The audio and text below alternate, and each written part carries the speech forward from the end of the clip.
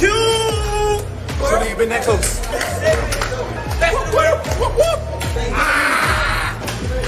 The most for sure the best in the world right Hello. here. Woo! Yeah, smarter.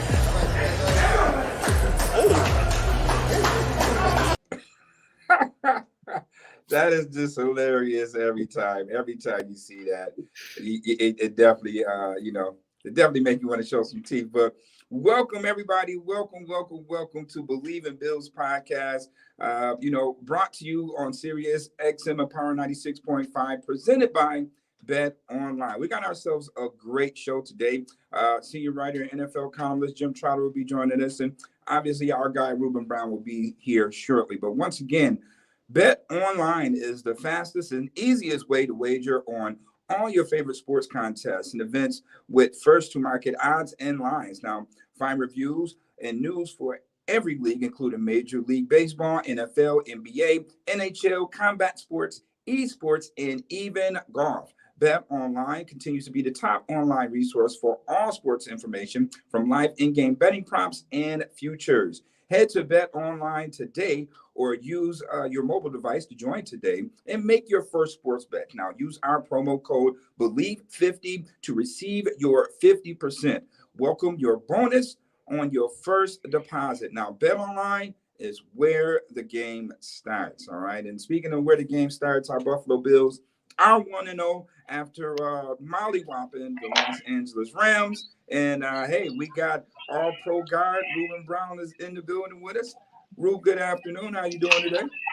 I'm good. I'm about to get it fired up in here. You know what I mean? I'm about to fire it up in here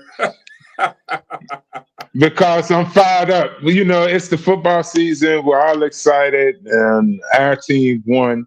The Buffalo Bills won the first game, and we're excited about this coming week.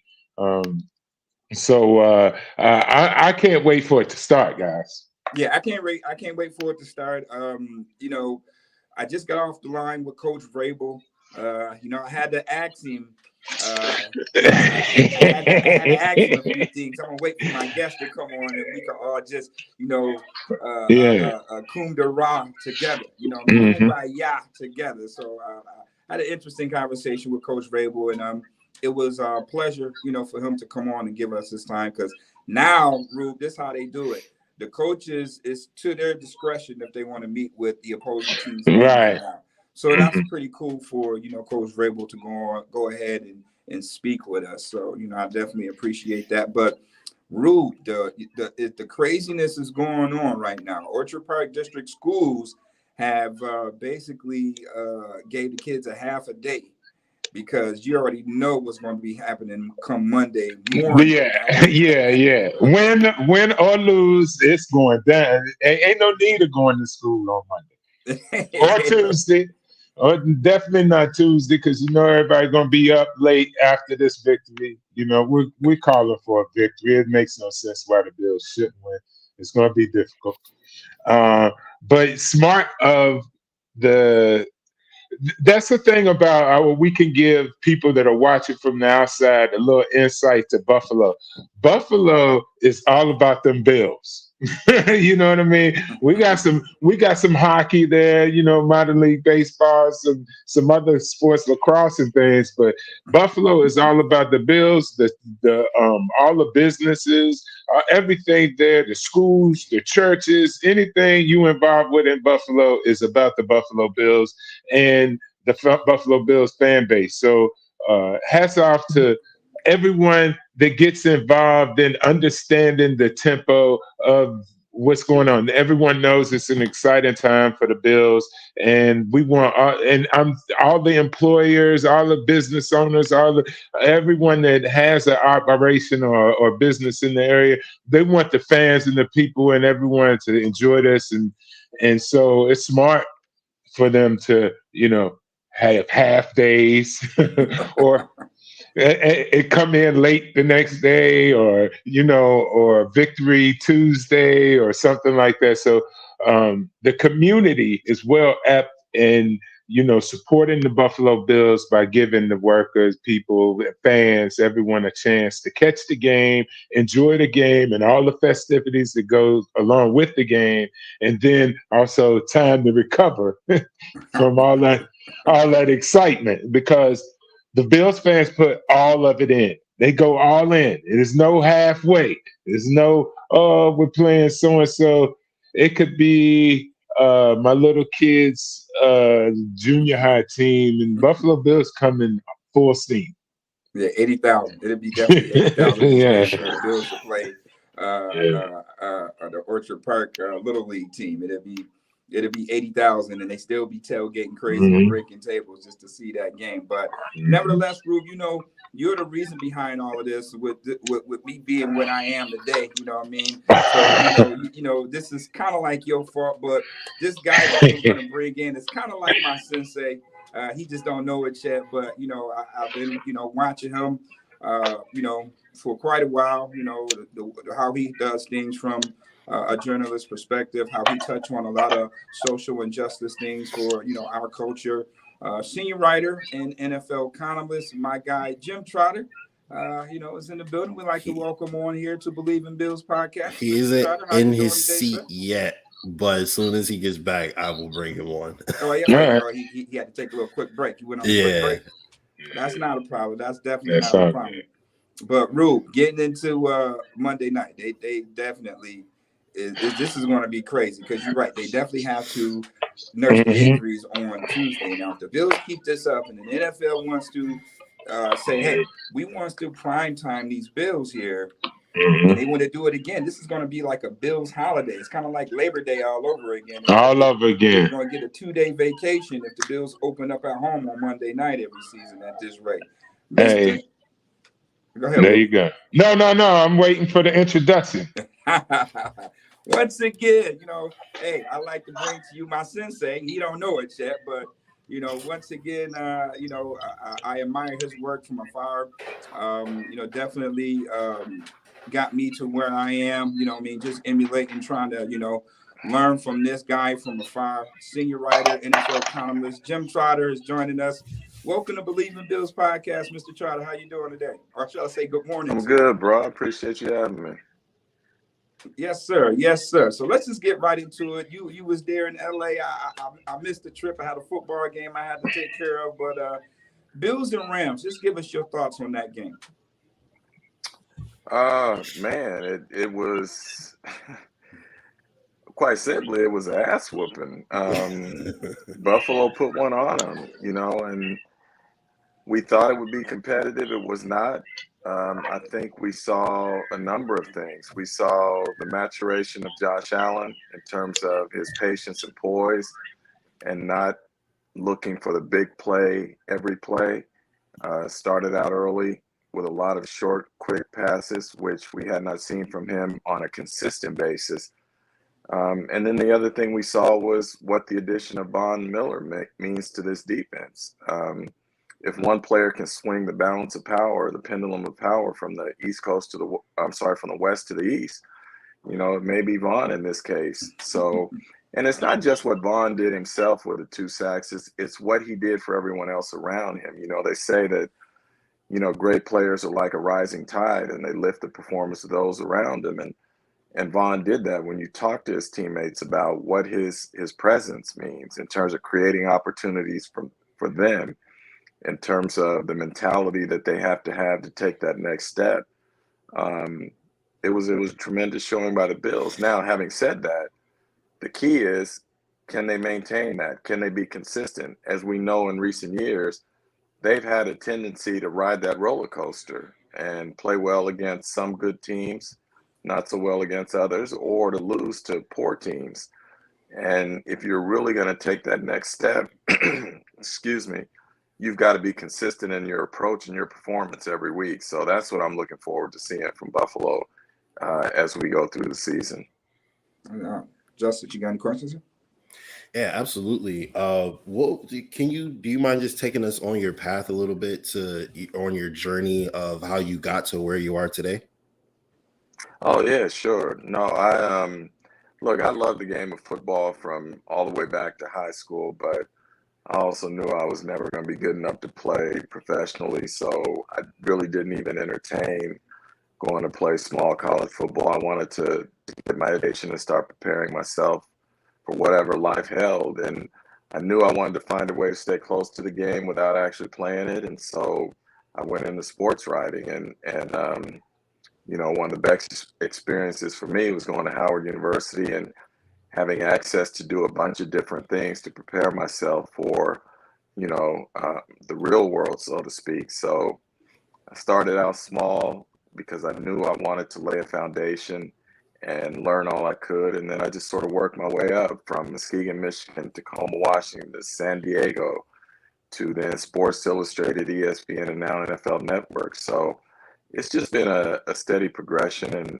and trying to learn all I can. And you know, one of the things Muki talked about in terms of players who have an impact on you, for me, it was Junior Seau who taught me about the culture of a locker room, the culture of a player's mindset, and how to make it in this business in terms of really understanding how to cover NFL players and the NFL at large. And, you know, I always try and give credit to him because I don't think I would be where I'm at without his help as well as some other folks. So that's just kind of my journey, just trying to learn and grow every step of the way.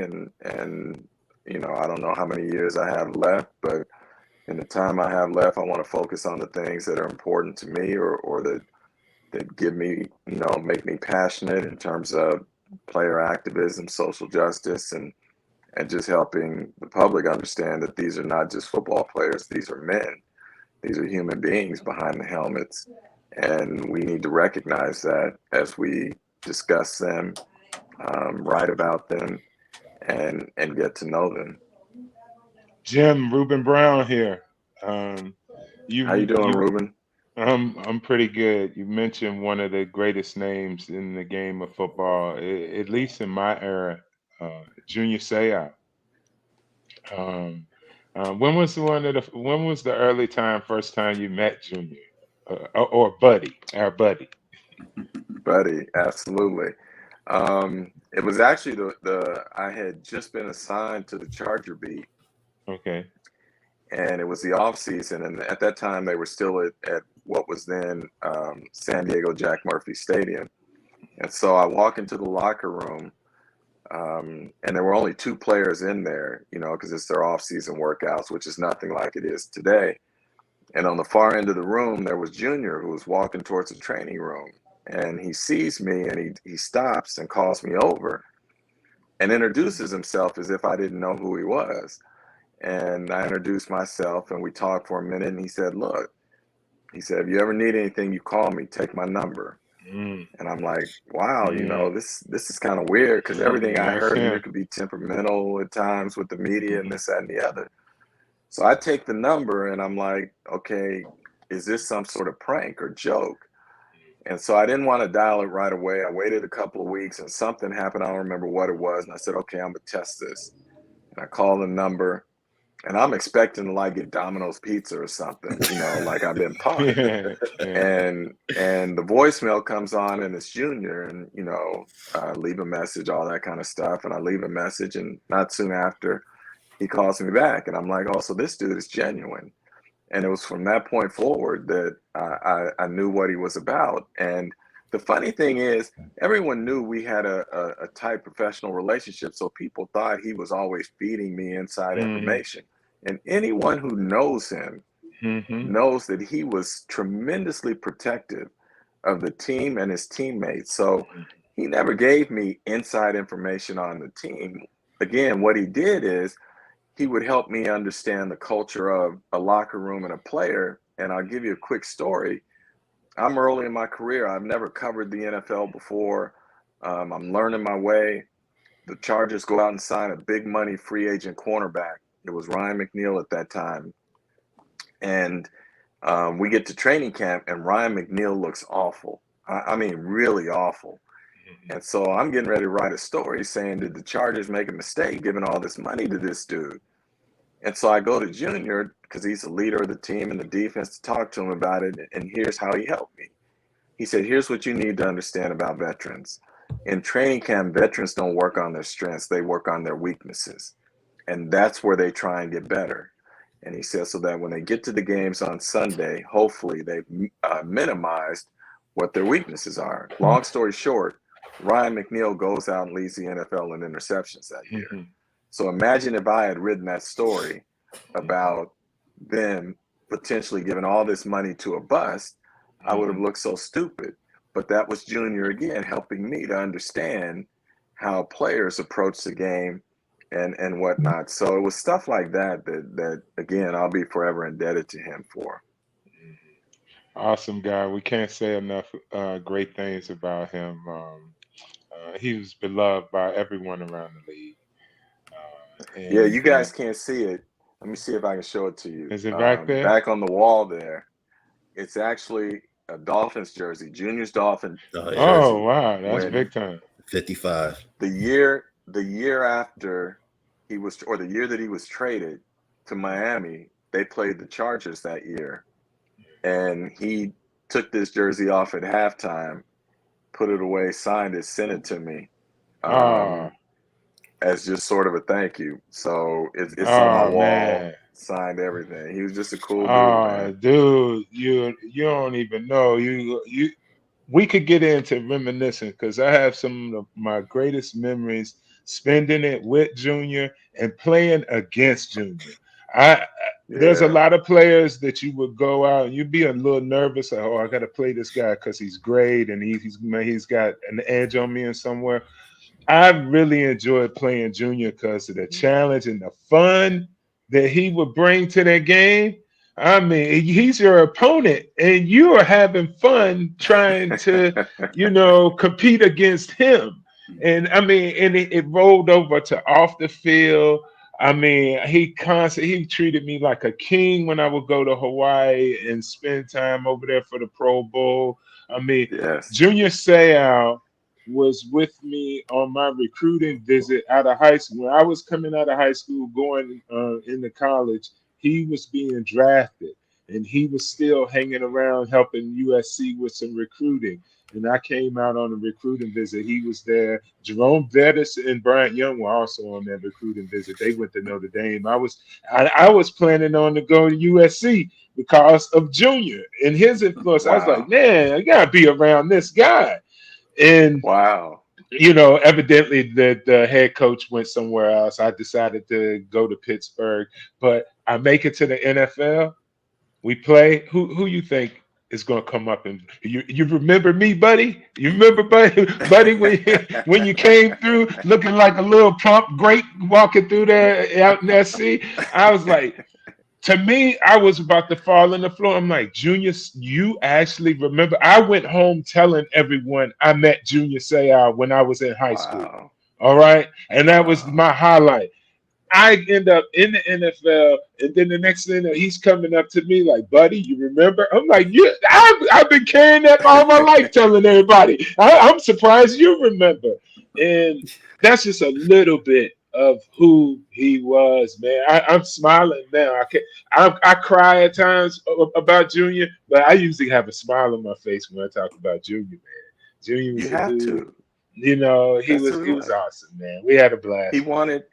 He never wanted to be around negativity. And part of that, I would argue, contributed to his death in terms of, didn't want anyone around who would tell him sort of the truth when things were bad. He just wanted positive. But you can't not think of him and smile because that's who he was. As a child, his mother would tell him, go out in the world and make happy. And that's what he tried to do every time he went out. And I'll never forget, I mean, we've turned this into a Junior Seau remembrance, which is cool with me. Yeah. But when he retired for the first time from the Chargers, you remember he had that big old press conference. And he said to me, hey, I'm going to have a few people down at the restaurant after, tonight, come on down. So I go down and literally we're sitting around the table. It's like 8 to 10 of us. And I'm not sure how it started, but every one of us then took the opportunity to tell Junior exactly what he meant to us in terms of influencing our careers and lives. And it was just so cool to hear people from a trainer to, a foundation person, to someone in the restaurant business, whatever it was, just talk about the impact that he had on them. It was one of those nights I'll never forget. And he was just special, man. He was special, and as you say, he called everybody buddy, partly because he couldn't always remember our names, but also because everybody was his friend, he was tremendous, man.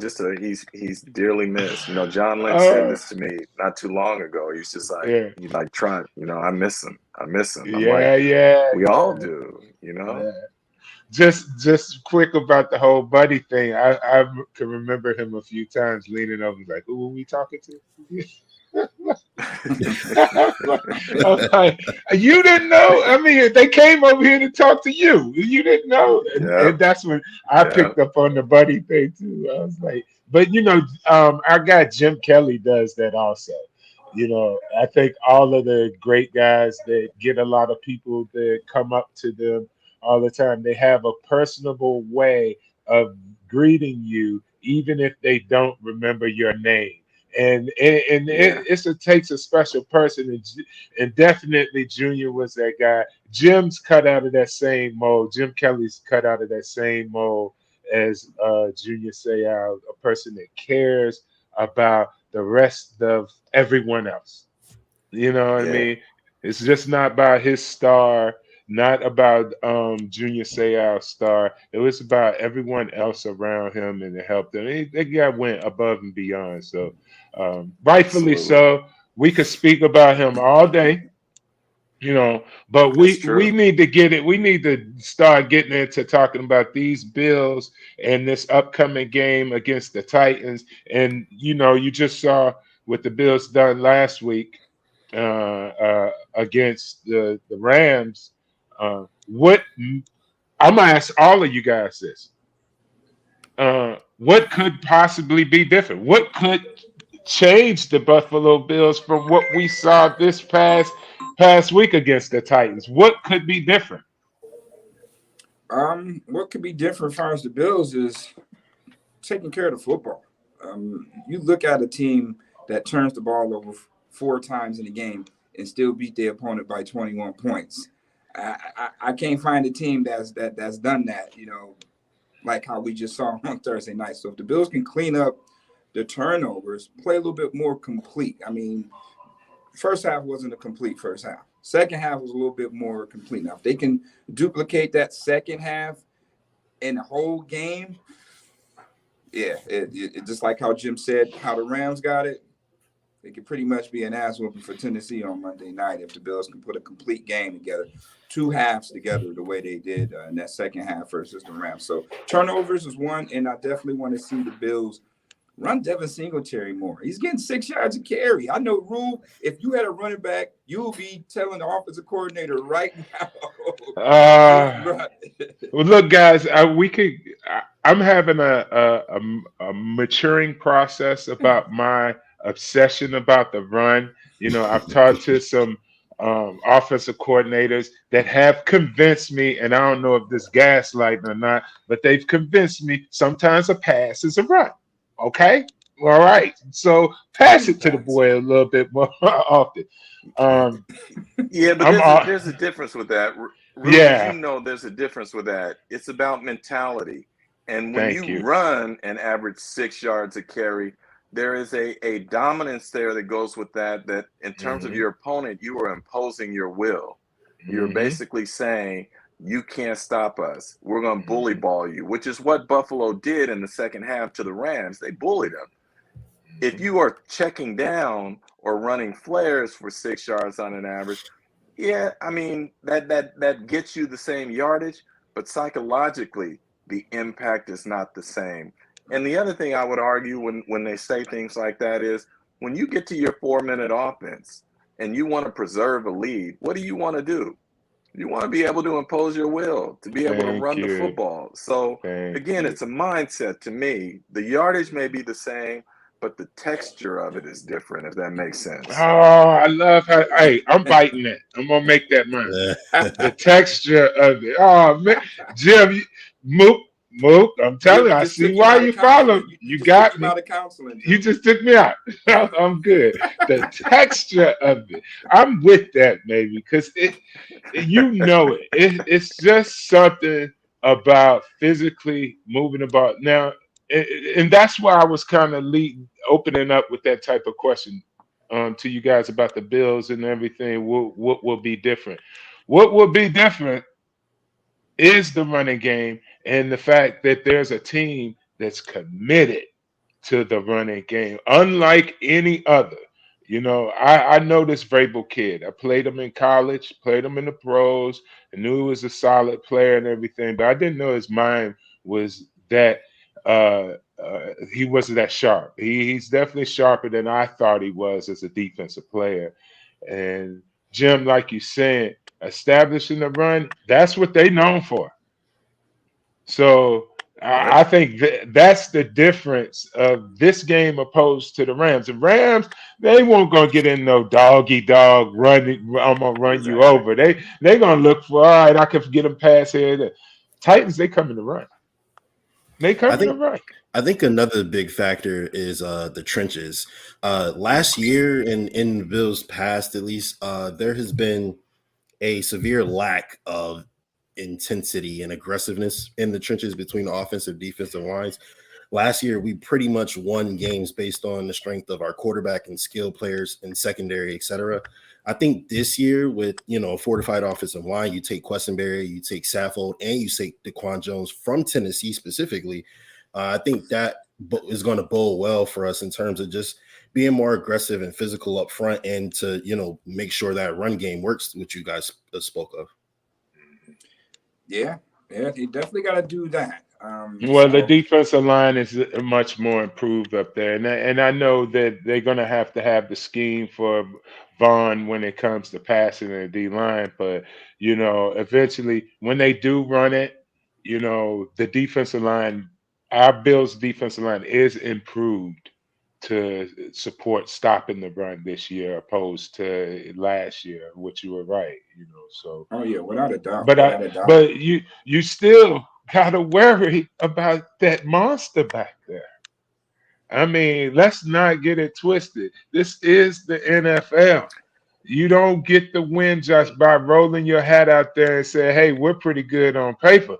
Mike Vrabel's going to make the Bills be a good team. If they go in thinking, "Hey, we're hot stuff, and we'll just win because we're the hot thing in the news right now," Derrick Henry going to eat you up.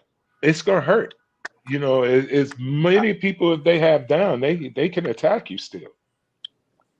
Well, I got to Uh, think that Vrabel is not happy as well that Tennessee that Buffalo got to open on a Thursday night and then gets to play on a Monday night.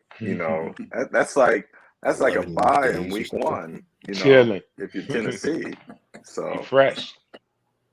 They definitely fresh, but exactly. when you look at the changes up front now, yeah, they're not going to sleep on Tennessee. I spoke with Josh, I spoke with Ron, I spoke with Stefan, I spoke with Mike and Porter yesterday.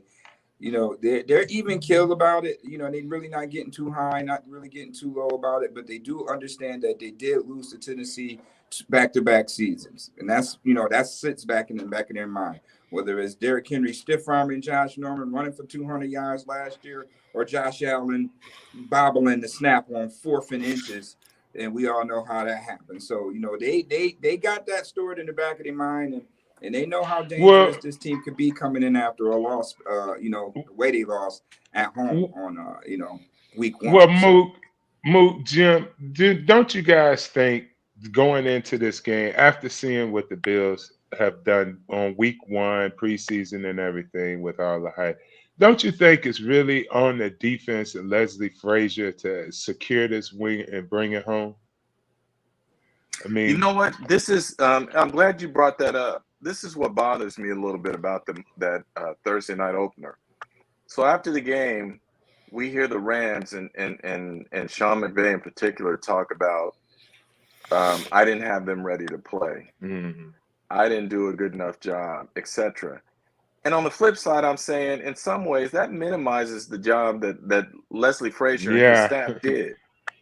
And I have not heard anyone say, and again, I'm not in Buffalo, so I don't hear all the time, but I have not heard people give Leslie Frazier his due for putting together a game plan that would shut down the Rams the way that it did. And in fact, they were so dominant. When I talked to Leslie after the game, he told me, we had certain things schemed up for Cooper Kupp and others that we never had to use simply because our guys were so dominant. We didn't have to blitz. We could get there with 4, all of those things. So I think it disappoints me that when we talk about the head coaching opportunities that keep coming up, the guys like Leslie Frazier do not get talked about more than they have been talked about. And I get that we're now in this thing in the NFL, this age of ageism, right? The focus now is on these younger guys, the guys who come off the offensive side, the guys who come off McVay's tree now, and that sort of thing, which is all ridiculous to me. A good head coach is a good head coach, regardless of how old he is or what side of the football he's on or any of that. The question is, can he lead men?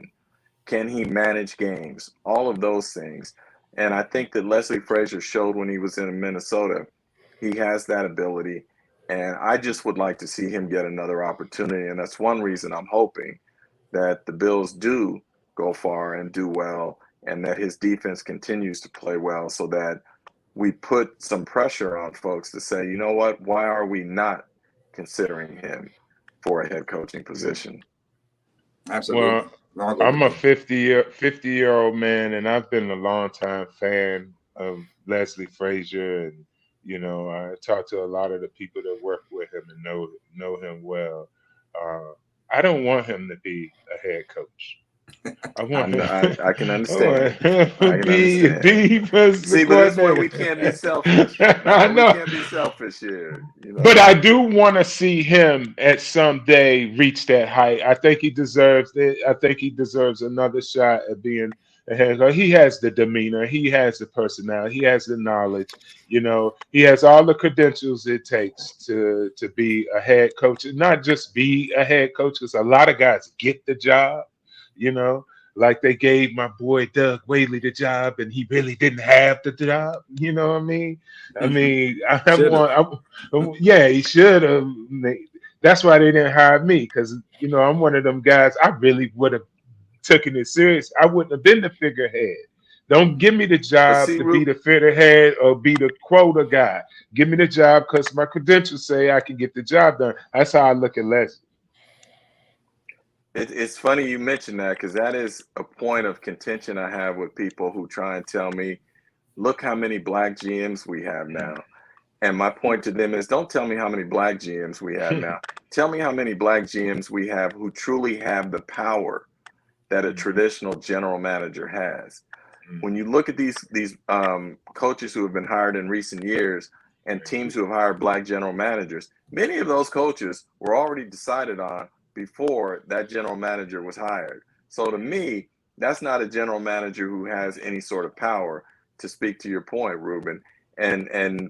But what it does is it gives the NFL cover to say, see, our numbers are increasing, the diversity is increasing. And I'm saying, no, the diversity numbers might be increasing, but the jobs are not the same. They're not what they once were.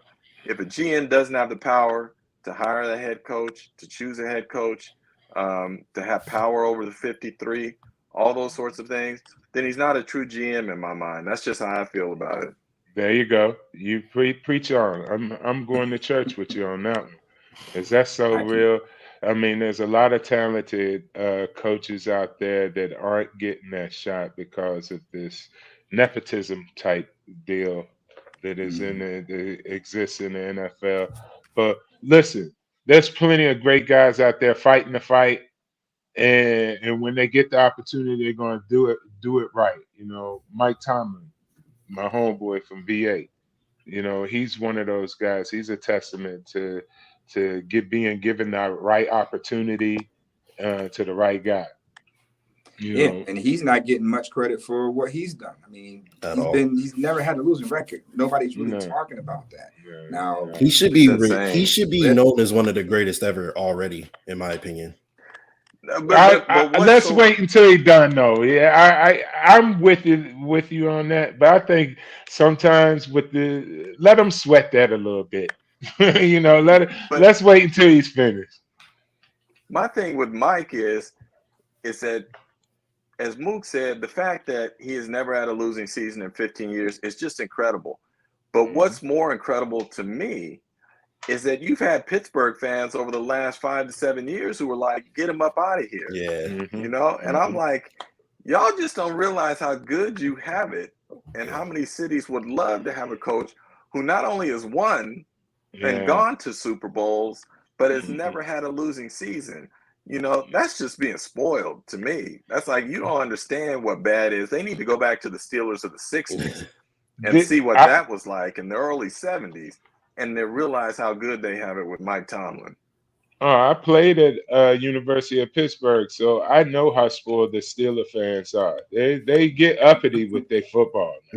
Don't mess with the Steelers in their football. I mean, they got the greatest. They don't have Chuck Noll, Chuck Knox, everybody, all some of the greatest ones. And do you know they'll be ready to get him out. Get him out, get somebody else in. They'll boo the greatest player that they got for the next guy. That's just Pittsburgh. They spoiled. They don't have a lot of championships. Good for them. The Bills, it's time, but we won't be so snobby up in Buffalo, because Jim, as you know, anyone could tell you, every stadium and team has a reputation of being tough, rugged, and whatever like that. In Buffalo, we ain't gonna show you nothing but love and a whole lot of boobs. You gonna get drunk. We're gonna hug you. We're gonna hate your team, but it ain't gonna be too much fighting.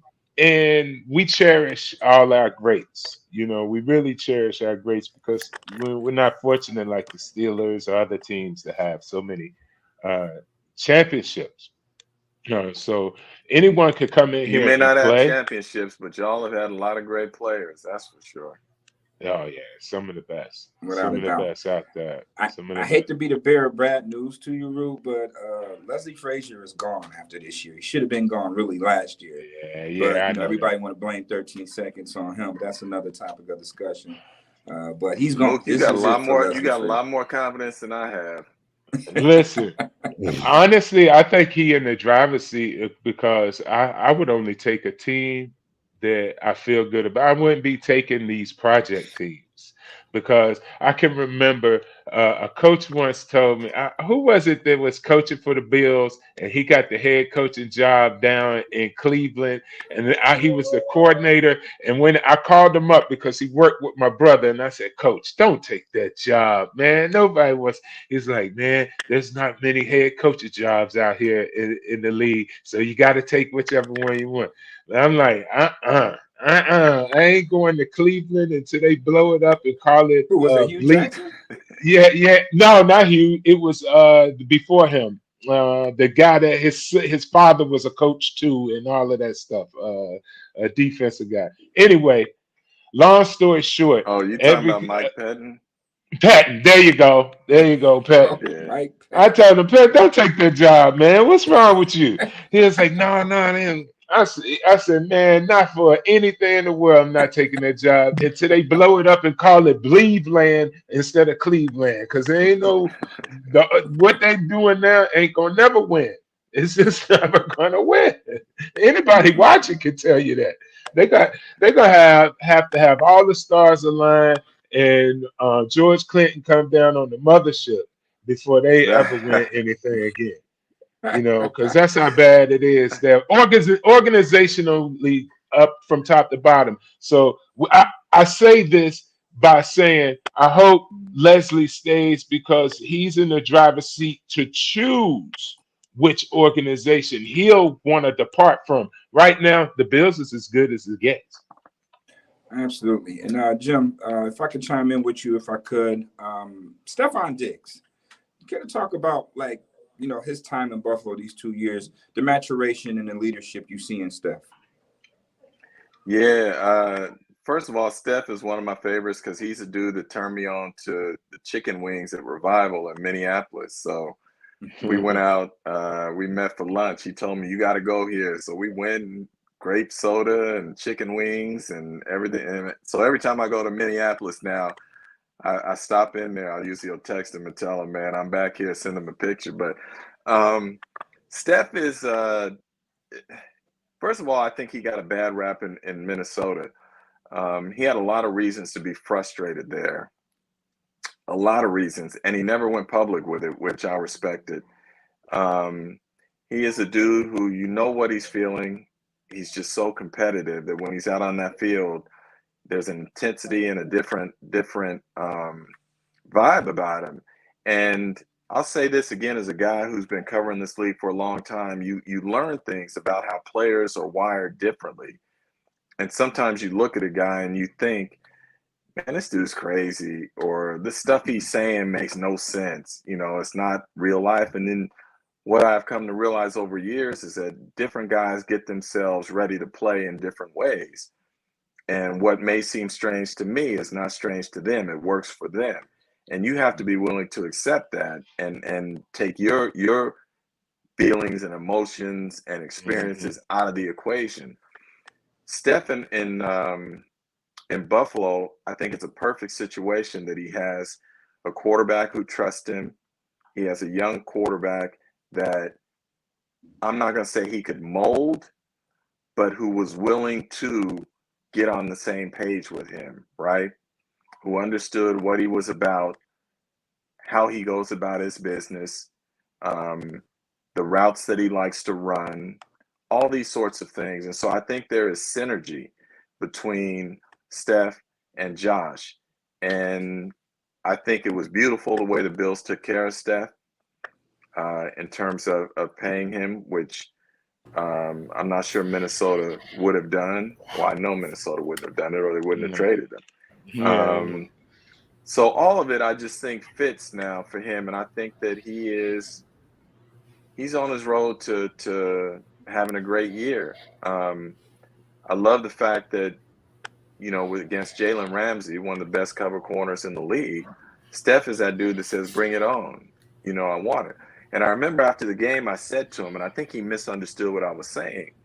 I said to him, it looked like, you know, in your battle with Jalen, you know, first off, he said he's a great player, all humility, you know, humble, got to be humble, always going to be humble. And I said, yeah, I said, it looked like you got so worked up there, you were about to cross the line. And he said to me, no, never cross the line, never cross the line, stay within the line. And I think he thought I meant that he was going to do something that crossed the line. And what I meant was, at one point I saw him walking towards the LA huddle. And that's the line I meant about crossing. Like he was going over there to say something to Jalen, you know, whether it's you can't guard me or whatever. So I think there was some miscommunication in terms of what I meant. I'll own that. I could have been better with my words. But I just love his competitiveness, man. Like, you know, he wants that challenge. And he believes that he can win any matchup. And if you're going to be a dog, if you're going to be the best, that's the attitude you got to have. Take the words right out of my mouth. I think it's they get along. People get along because they're alike. And it might not look like it on the surface that they're alike, but deep down, they're alike. Josh is like Stephon. He's got that dog in him. And Stephon's got that dog in him.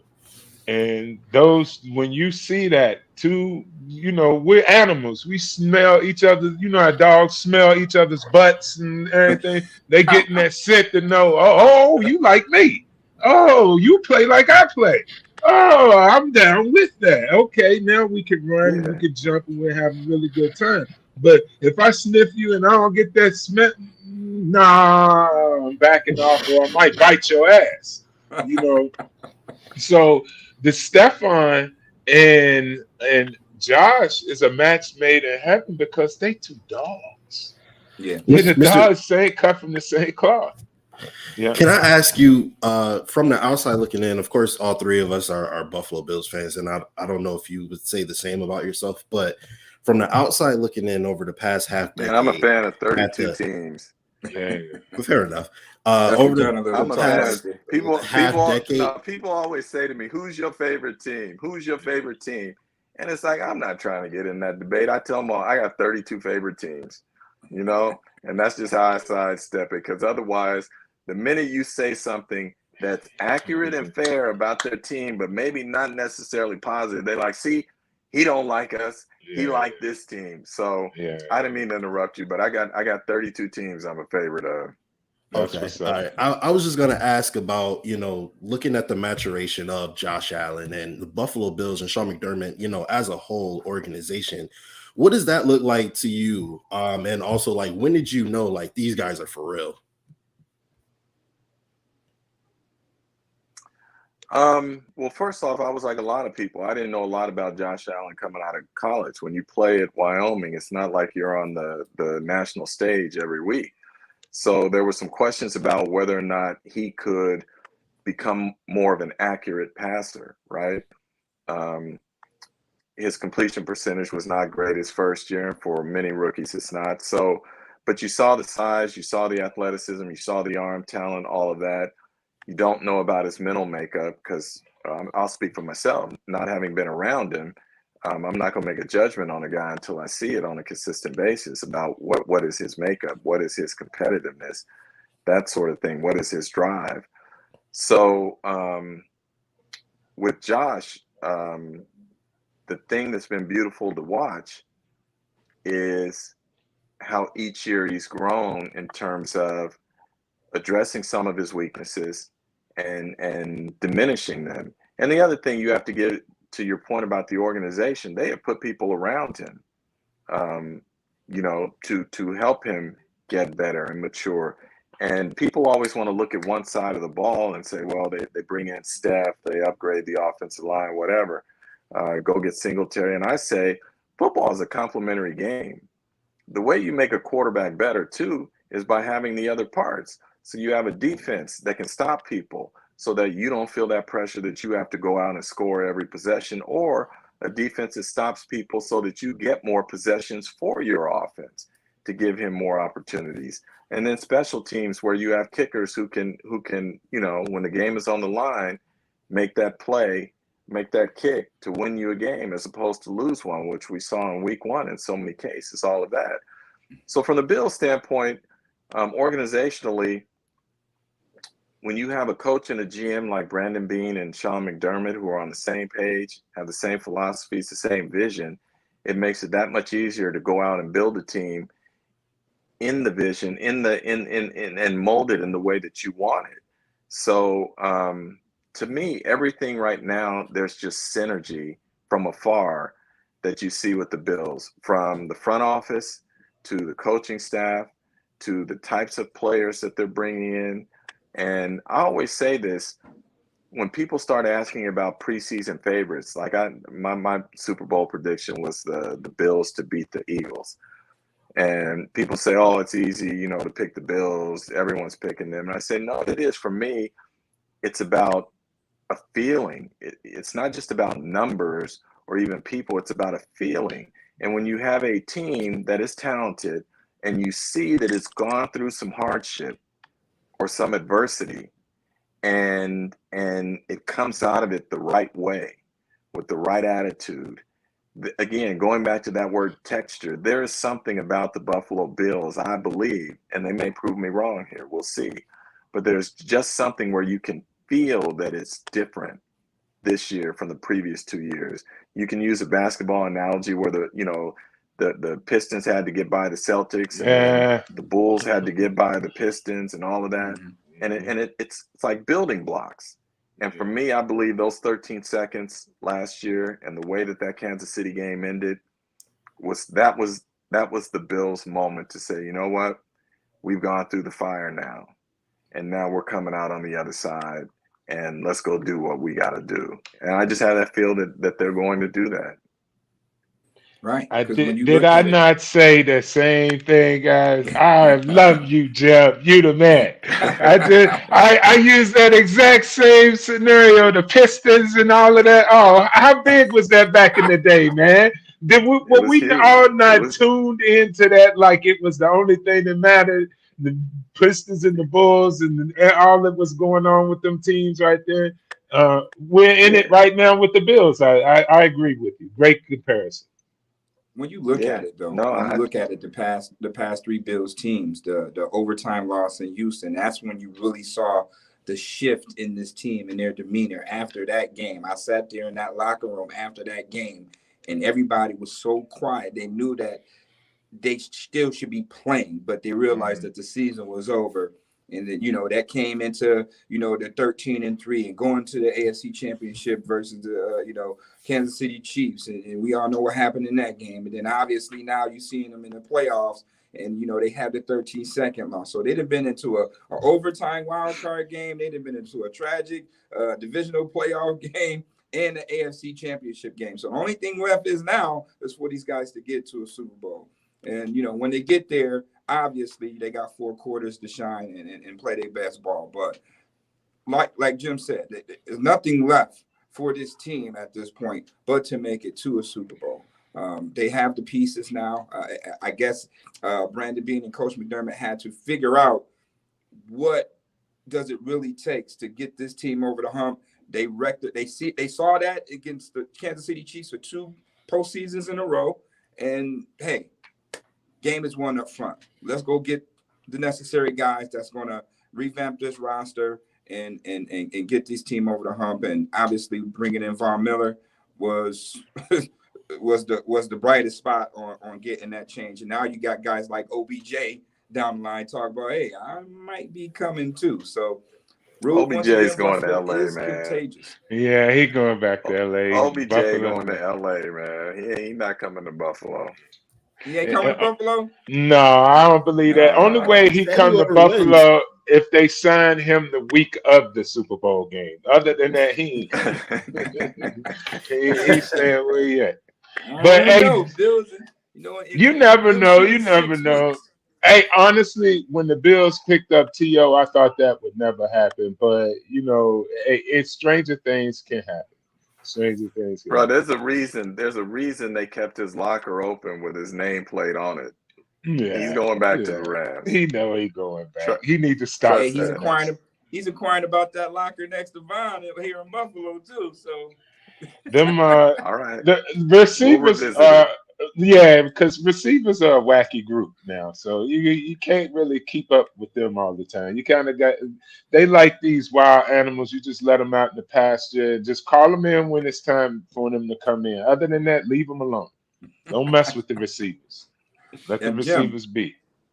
Jim, speaking of the Bills and that curve, what do you think the Bills' championship window is at this point?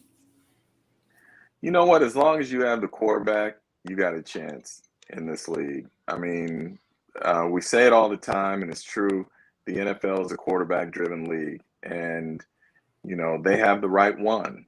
And so as long as you have him, you have a chance. Now, that's not to say that they're going to win it, but it's to say that they have a chance. And so if Brandon Beane and Sean McDermott continue to put the right pieces around them, that window stays open as long as Josh Allen, is playing at the level he's playing at. Mookie, this. It's so hard to answer that question because the NFL is such a transitory business. Players come and go. You've got free agency, all of that.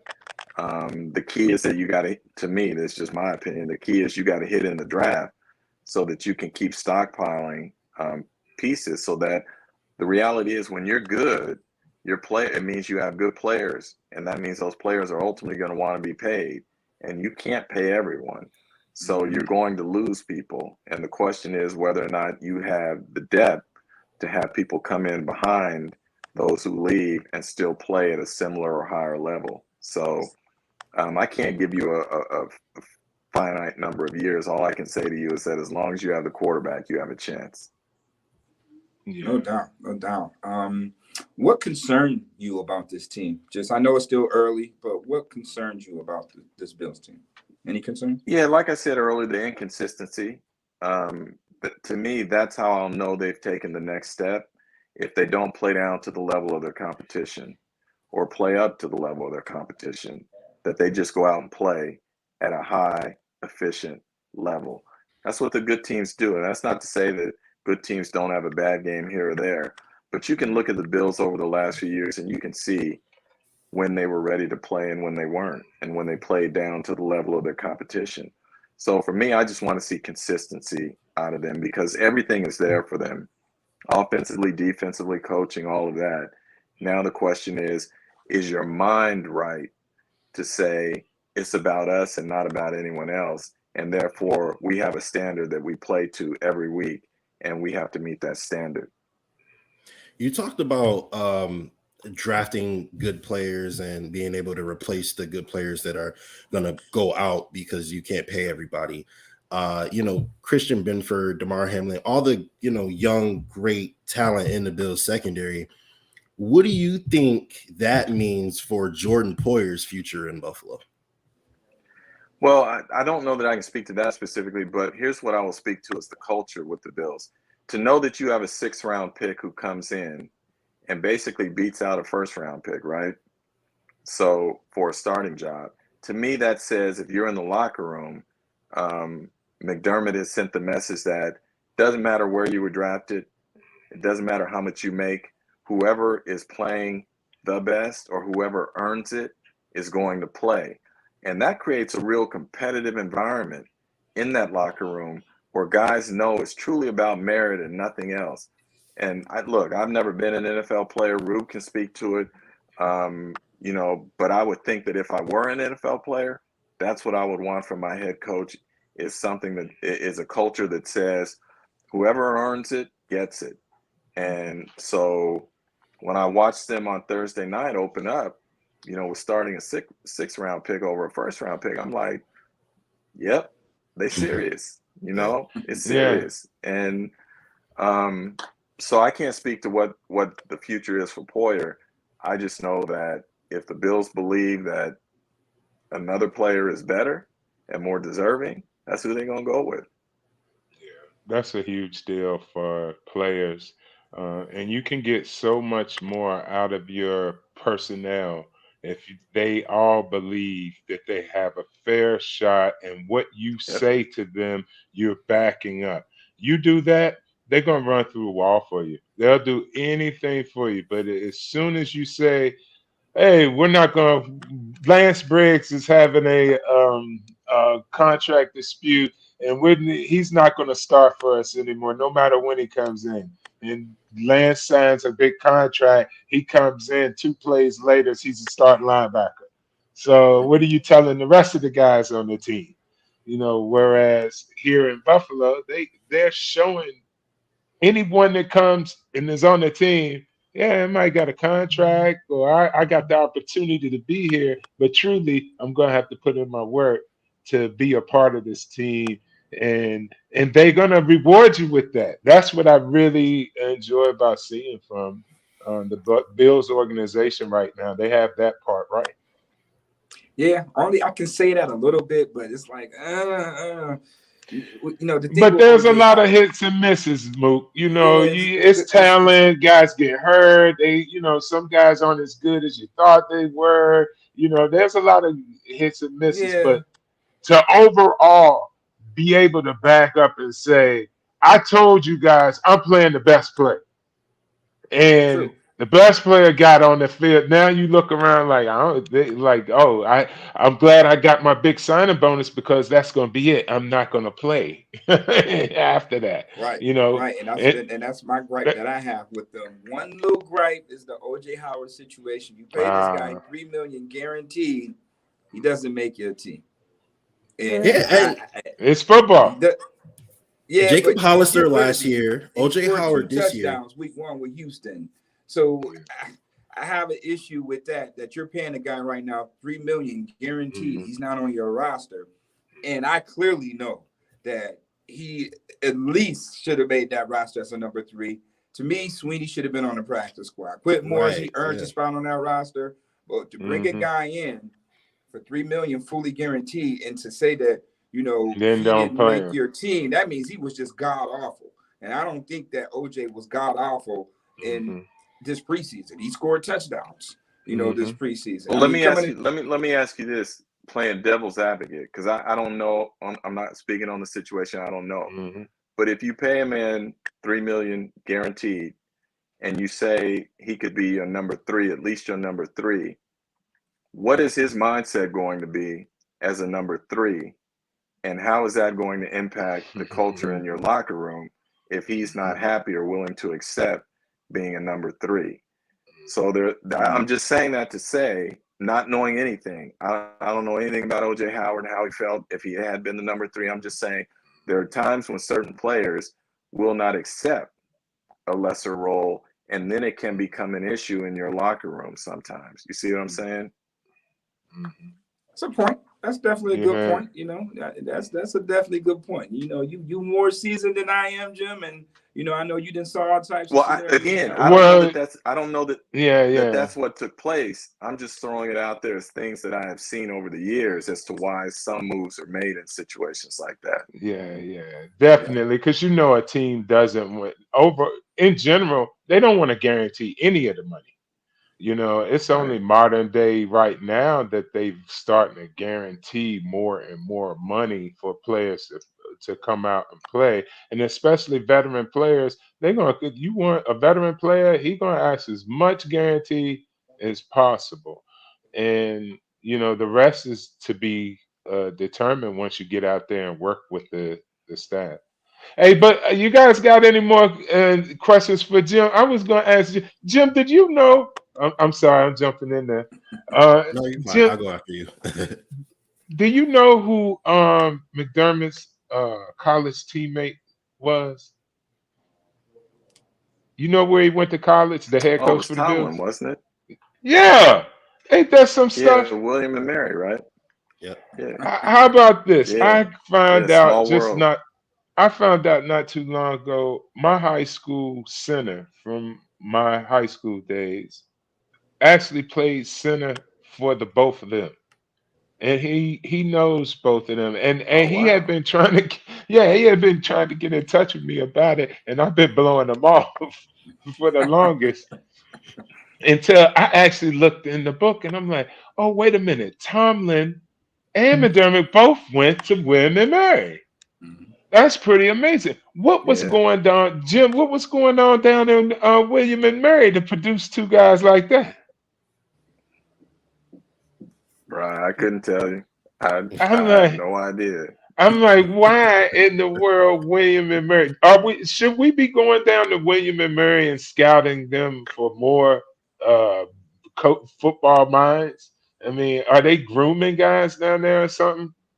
In William and Mary? Well, you've Does only anybody here know where William and Mary is? Oh yeah, definitely. It's up in VA, and Tomlin played wide receiver while McDermott played safety there. Tomlin was there before McDermott. I think Tomlin was a senior, and McDermott was a junior, so it's like a year behind these guys. But yeah, they were able to lock horns and have some few practices against each other. So I haven't really dove in the coach to ask him what was those matchups like with Tomlin being out there in practice.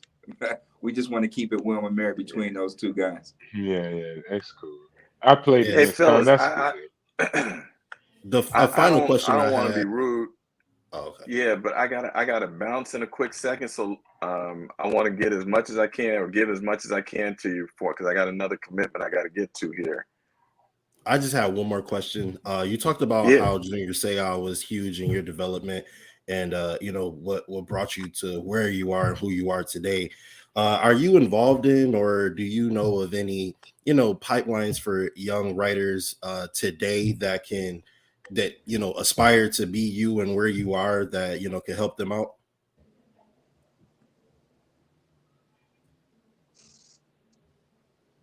He probably cut out. I think he froze. He froze. Oh wait, there you go. Can you hear us, Jim?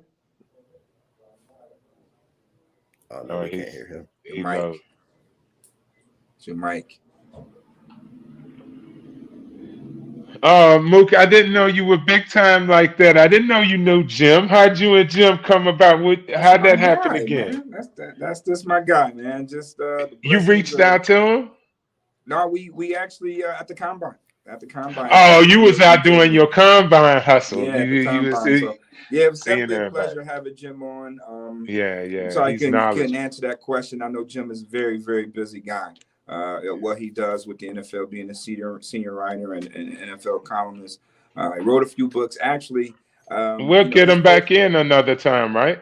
Yeah, we'll definitely We'll get get Jim down back the in another road. time. All right. But he's co-writing a book right now with Larry Fitzgerald. I wanted to chime in with that. Oh, the Pick pick man. man, come on. Yeah, Right. yeah. Yeah, he's writing. He's co-authoring the book with Larry. But yeah, me and Jim met my first trip at the combine. And I'm like, wow. I'm sitting there. I'm in a room with everybody. I'm at the National Association of Black Journalists dinner.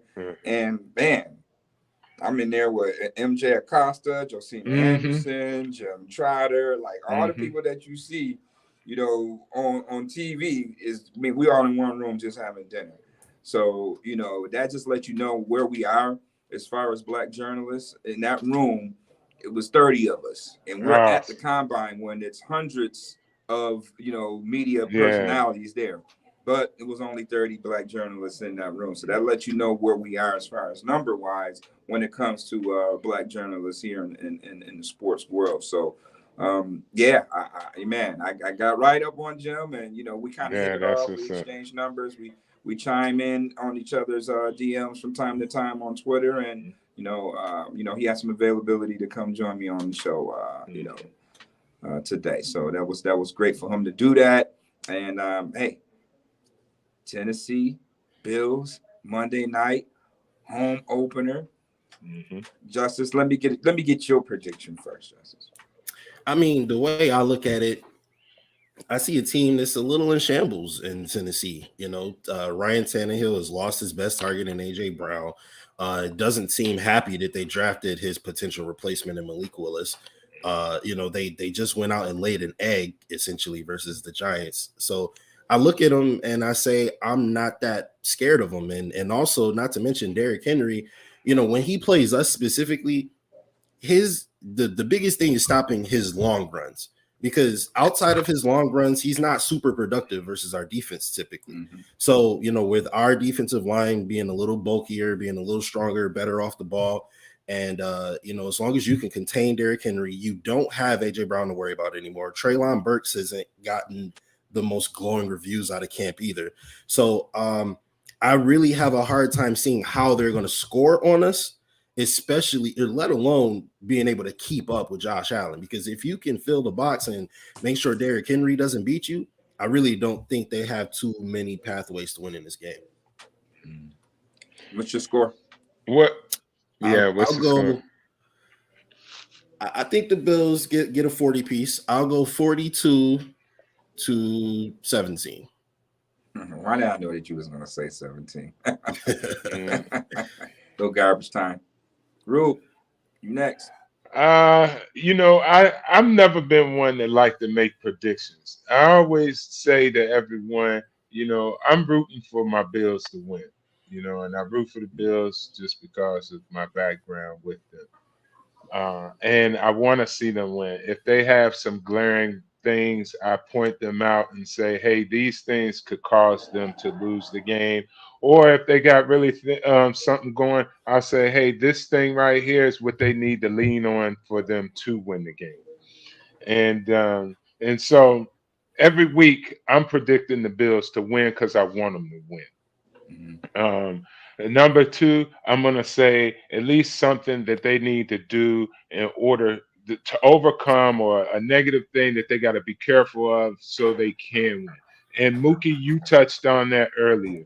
Turnovers. Turnovers are the biggest factor in determining the outcome of a game. And it does not matter how great of a team you are. If your turnovers start to pile up, you can end up losing. One turnover is too many. So that's the thing that I worry about the Bills going forward. I don't worry about their execution. I think they're smooth. They got a rhythm going. They'll keep that happening. And also, they just got to just go out and win. And this is what I mean by that. If this game ends up being 27-26, just win the game. All right. Let everyone talk about, well, you're falling off. You might be. Don't matter, because in the NFL, regardless of who you play, Each week is the most important week of your season. There's no looking to be ahead or looking back. It's this week. Win the game this week. So don't get complacent. Don't get uppity and think we got to win by 100 because we're so good. Just go away with the win and deal with the rest of the garbage later. If you guys get what I'm saying. Right. So that's how I see it. One, the Bills should win. They should definitely score over 3 touchdowns. I'm gathering there's going to be a turnover for the defense in there somewhere. And I don't know whether it's going to be a pick six, a fumble to the house, or something like that. But I do feel like the defense is going to start taking away. Well, we already got one pick, right? We already got a pick by one of our best DBs. So We got a couple picks. Dane they had got one and two Jordan had one. already. And They got actually, 3. Libby Basham had one too. Is it 3? It's 3. All right. I got to catch up. I saw the one and I was so excited. I'm like, I don't forgot about all of us. Yeah. But that's really where it lies, guys. No turnovers for the offense. Maintain and just win the game. And number 2, defense, start to get in that momentum of taking the ball away from the opponent. We'll have no problem. There's no need to worry about who the team is over there. Don't worry about whether it's Derrick Henry or Derrick Chicken. I mean, it's another team, and they got to lose. We can't have them win. That's the way it works. Yeah, and hey, they come into our backyard Monday night home opener. It's definitely a lot for this Buffalo Bills team to go out there and perform the way they did out there in LA. So I think that cut you off real quick, Moot. One second. Because while you saying it's definitely important, every game counts towards playoffs. So Tennessee might not be good, or they may be good. So don't worry about that. Just beat them. All right. I'm sorry. That's what I was. Just win. No matter the score. If the score is 1.5 to 1, I'll take that. I don't care how we do it, as long as we win, right? We'll have a lot to talk about on the show, but just win the damn game. Just win the game, right? But I think that Tennessee is going to try to slow the game down because they do have a guy like Derrick Henry that can keep a high-powered offense off the field if they are able to find some success up against this Bills defense. So they gotta go with Henry to keep this thing going. You do got Robert Woods, a savvy veteran in his first year at Tennessee. You got Treylon Burks, who's a rookie. You got Kyle Phillips, who's also a rookie. So Tannehill was dealing with some new personnel guys.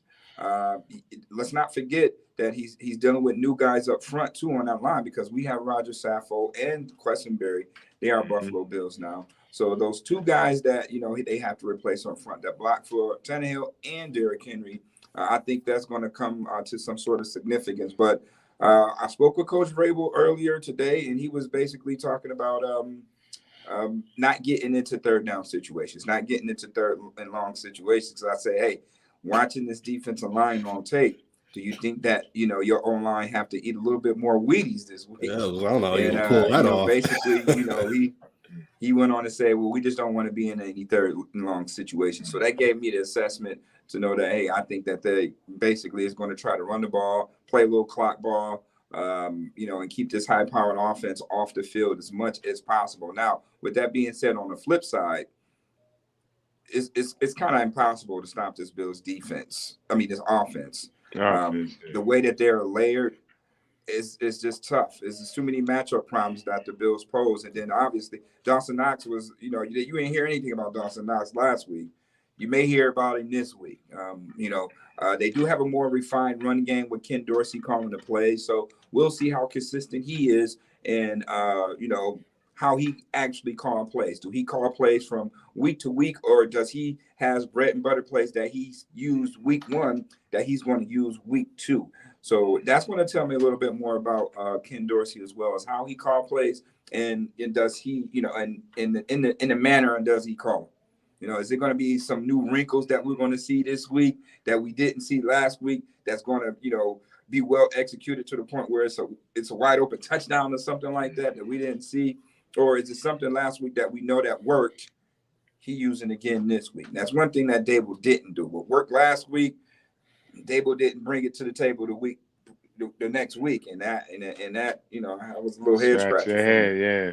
You know, they ain't had Yeah, no bread and well, butter last year. yeah. Within 3 games on film, you'll know what their bread and butter is. That's for every team in the NFL. After 3 games, that's why quarterbacks with a little hot streak don't last. You know, you Right.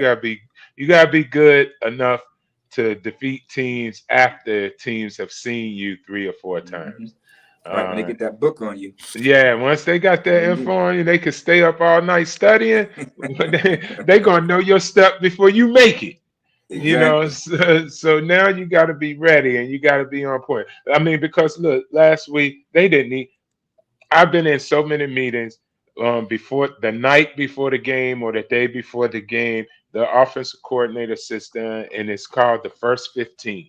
It's the first 15 plays that you plan. They got it all scripted out. They got it, so how far the play should go and all of this.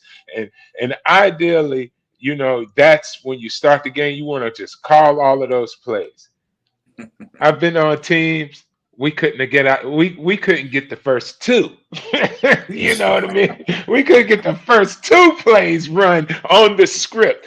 Whereas on just this past week, past Thursday, I think they ran every play to the T, how they practiced it and everything. And the reason I say that is because that's not going to happen every week. Every week, you're not going to come in there and the script that you studied the night for is just going to go down the list 1, 2, 3, 4, 5, 6, 7, 8, 9, 10, and don't even vary. Just keep calling them because they all working, they all right. And that's the testament of a good coordinator is if I get to play 1, 2, and 3, is it working? Oh, it's working. Let's keep calling them. Or if I get to play, like I said, 1 or 2. You might be at a wrap. So right. I think this is a good challenge for them. Will Tennessee give them something that makes them make a change or have to have some adversity or refigure something and work, opposed to them just being so good and overwhelming to just run through their playbook? That ain't going to happen all the way to the Super Bowl. They're going to have some adversity and some overcome. And will that propel them to become a greater team? We'll see. One key matchup before we go, guys. Bud Dupree, Spencer Brown. All right. Bud Dupree and Spencer Brown is going to be a key matchup for us to watch out there. They do have Jeffrey Simmons, but he's going to be matched up with Saffold and Deion Dawkins. That's going to be another matchup to watch out in the trenches. So that's definitely going to be the tell of the tape. Can we use that as our teaser for our show? Like our wrap up for leading up into say, hey, the matchup to watch is what you just said. Let's use that. We can use that. This is BLEAV I Bills, also baby. like Whatever we want. Roger McCreary versus Stephon Diggs. I'm interested to see how the Diggs got that. Oh, no, I'm just interested to see how the rookie is going to respond to. Well, yeah. That is true. I have seen some. Those are 2 key elements to watch for this coming game, guys. Definitely. And looks like we've been on for an hour and some change, man. I don't want to keep taking up all y'all time. I'm the retired guy. I ain't got nothing to do. I can sit here and talk y'all ear off all day. So yeah, Reuben, I'm gonna hit you up because we definitely got to talk about a few things. But hey, all right, that concludes our show today. Thank you for everybody for tuning in to BLEAV Bills podcast. Once again, the Bills take on the Titans this Monday night, and it's going to be, I think, another Bills victory. I'm quite sure of it. I'll say 33-13 Bills. All right. So all you kids, make sure that y'all ready to get that half a day of school because the Bills are playing on Monday night. I want every Bills fan to do you. All right. But be safe while doing it. All right. So only thing I got to say on behalf of Justus the General, Reuben Brown in the building, All-Pro Buffalo Bills legend guard up in the building. You know what I mean? Thank you for watching BLEAV Bills, and we'll see you next week. Go Bills.